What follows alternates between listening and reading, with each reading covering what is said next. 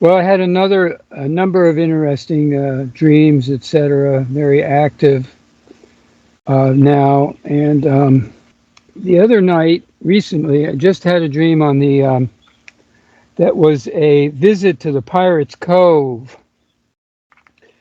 someplace in the Caribbean, and I'm pretty sure that I heard or felt the name Tortuga. Now, Tortuga was one of the pirate havens back in the day, 1700, 1650s plus, and what, of course, these pirates did was they took over the certain parts of islands or whole islands and created their own little culture and communities and or governments in a way, but it was a loose knit kind of thing. Any case, in the dream, I was with some of the ship people and coming in, and what happened is that there was something going on that was affecting everybody, and so I was, I think, presented with the choice to leave the island with the ship or with one of the boats and or stay and or go to another place. And what actually had happened in Tortuga was that they had an epidemic of yellow fever. I looked it up yesterday and discovered this event. Now, in the dream, I was with the actress Gwyneth Paltrow, was a friend or one of the people who was part of this event, and she's a Los Angeles famous actress. I think she was in Spider-Man and or Iron Man. Excuse me. She was the female, one of the main female warriors, so to speak, in Iron Man, working with Tony, whatever his name is. In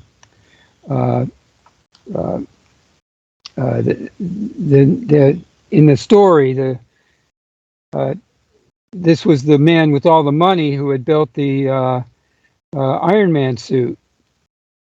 In any case, the thing about the dream is that I was given a choice to leave or to stay, so to speak, or to go to this island, which is what happened. They went to Tortuga, which is an island away from where the or nearby where the yellow fever breakout had been. And I was given this idea that we need to go away for 6 months and get away from it. And I was interested because I had a dream with Gwyneth Paltrow a number of years ago, where maybe 20 years ago, where I was with her in New York City, I guess in an apartment or her apartment as a friend. And then I know that I tried to introduce the Eckankar to her in the dream, and she said, I'm not going there, or whatever. You know, she was not open to going to the Eckankar value, and as part of the, also I think, you know, yes, escape the old reality. Instead, she, you know, built all these businesses on the internet and selling jewelry and clothing and whatever. Okay, so that's all interrelated because it seems to me here it is, this choice. And I don't know if other people have other ideas about what the dream meant, but I certainly relate it to the pandemic and wanting to realize that that this is going on where I am, and it's already been, it's already occurred, like the dream I had a week ago or so, which was the atomic bomb or some kind of bomb, mushroom cloud in the New Yorkish type eastern part of the U.S. And I was showing people also how to escape and to rise above. That is to get out of the body and go above and look back down at where they had come from, see themselves as alternative beyond it, and or able to view objectively, and to realize that they can do this. You know, I was kind of doing some teaching, educating, and demonstrating, and that's something I do. It's true. I already have that experience with, let's say, teaching people golf, and or wherever I am, music. I'm constantly having something that I'm trying to demonstrate as an example of how to go beyond, and to not use the references, but not necessarily to do it to make music or to learn how just to be a better golfer, but to really recognize your awareness, because that secret of playing golf really is to just let yourself be and let it happen, make it happen, do it. That just do it phrase makes sense. I understand it, because all it is being in your real awareness, and you just let yourself allow it. And when I've done that, I've been, had experience with being on the golf course, hitting short shots, but I mean, really, really good. I mean, like putting it in the hole all the time. And it's just astounded me, because 2 years ago, I retaught myself how to play, or started to reteach myself, and I've just got this process. At the same time, what I found out was, I'm playing much better than I ever played as a teenager, as a 20-year-old. And then I stopped playing for a long, long time. But growing up in that culture, so I recognized the facility of that culture, and I grew up in a culture that had a lot of money. So I'm also working on that. And I think this relates to the Pirates Cove, because probably, that was a past life view.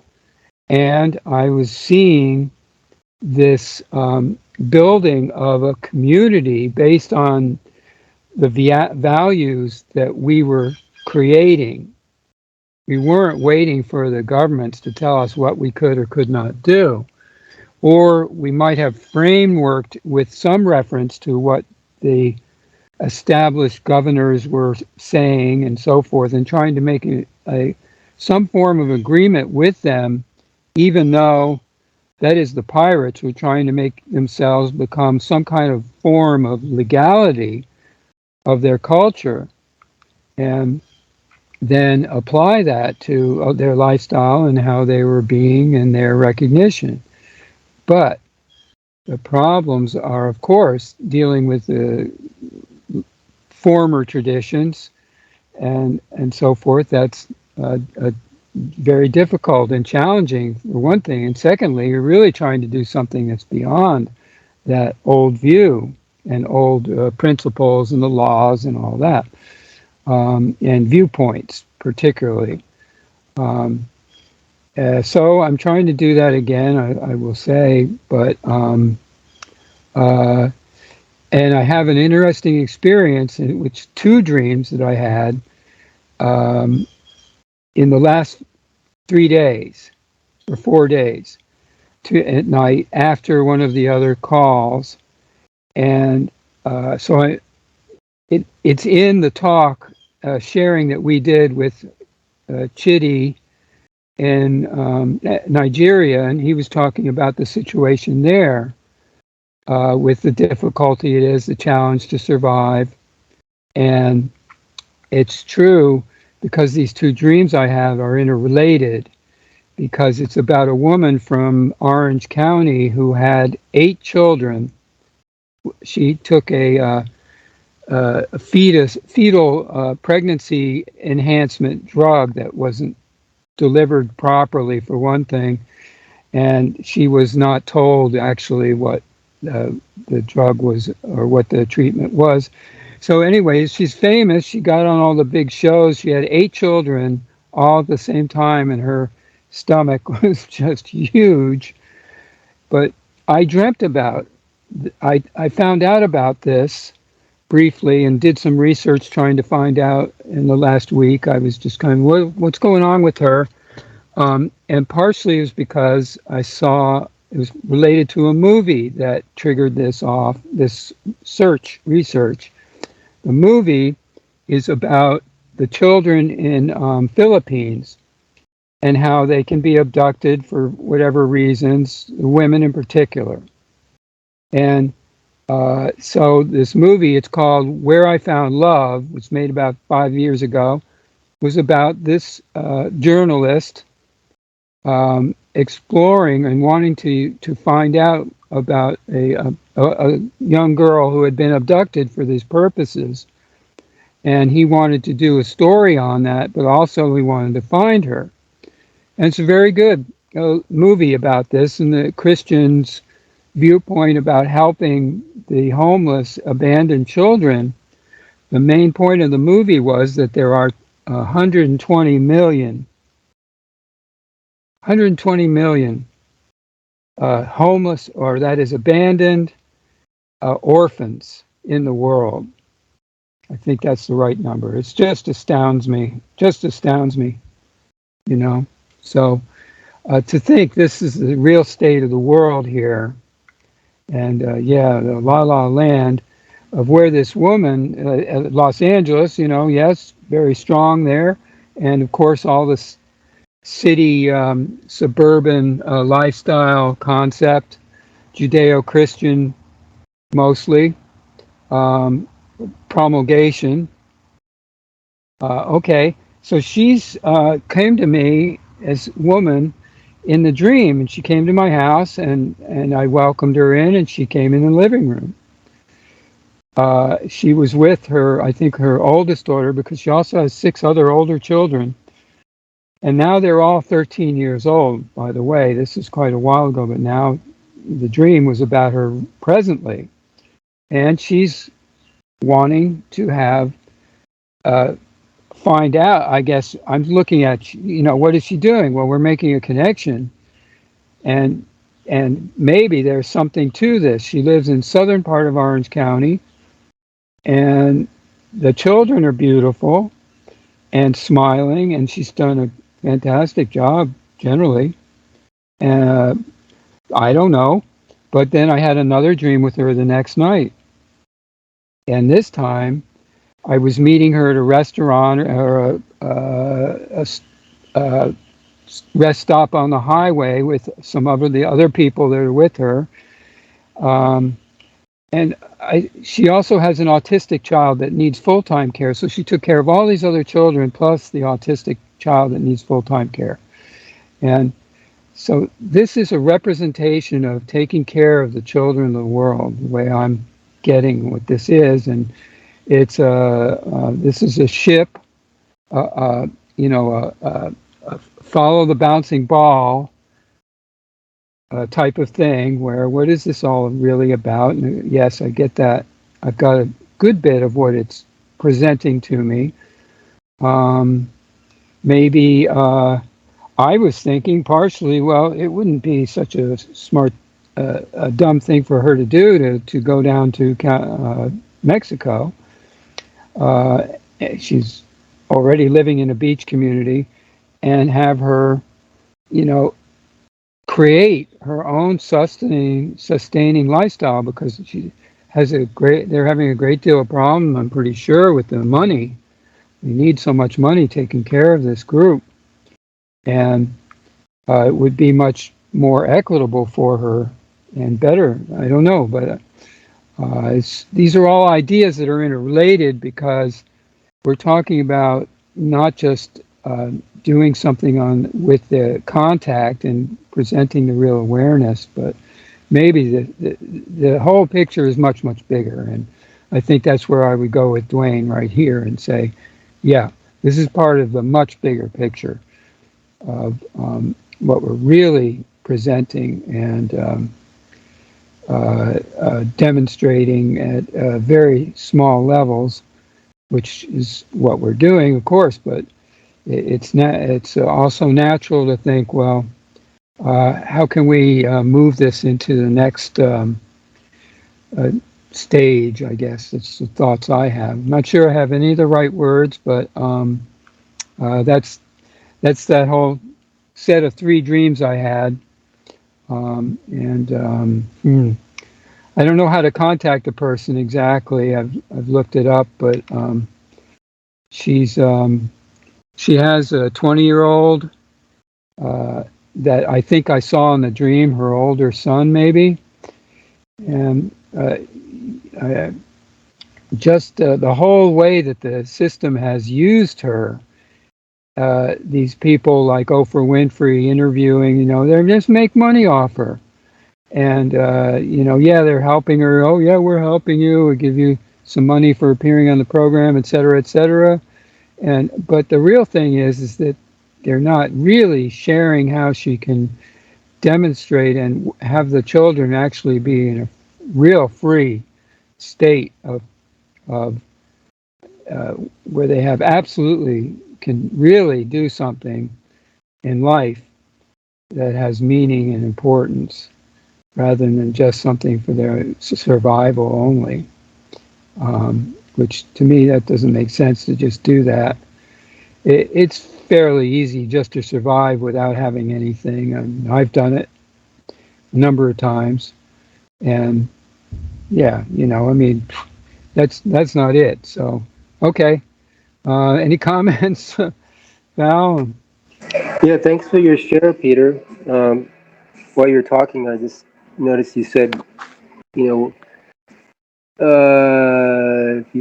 about not waiting for the government to tell you what to do or when to do it or if it's okay or not. And this reminded me of this Facebook post I saw about a city in Maine, United States, that they're doing exactly that. They're not complying, say, to what the government tells them they can or cannot do, and they're creating self-sustaining communities, food farms, banks, whatever they have to do to survive, basically, as a community. And it was just kind of refreshing to see that. So you touched upon that too, about being self-sustaining. It's possible. We don't have to listen, don't have to rebel, but we don't also have to comply to what they're telling us. And we can do our own thing, create our own position. Yeah. One more thing that's related, was partially related, is that I saw this guy's doing this video where he's saying, you're not being told the whole thing. And that's his title for the video. And he's pointing out this travel routes to Cook Island, which is way south of Hawaii, and way far away from almost everything off of South America, off of Australia, New Zealand. But what he's pointing out is that the maps that the people are thinking are real are not real, or that they're fabrications, the Mercator projection. And the real way to travel is really much more direct, and it's not nearly so far. So that you could travel from England to the Cook Islands instead of the way that they commonly make everyone travel to Australia, let's say, or any of these places from Asia to the Pacific, is that they make you go on these established routes, and you don't actually see, or you go much further than you need to.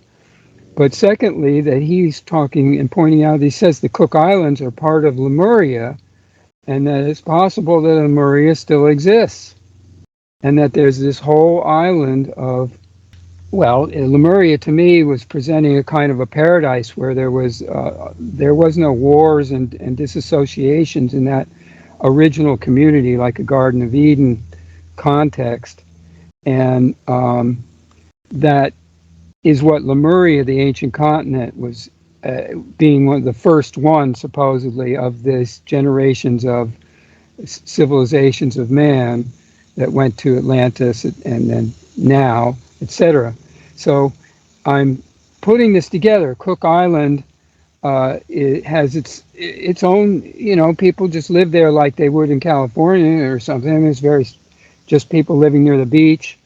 And in any case, he's saying, without being too, he thinks that it's possible Lemuria still exists instead of the idea that it doesn't exist. But this relates to that everything is in the here now.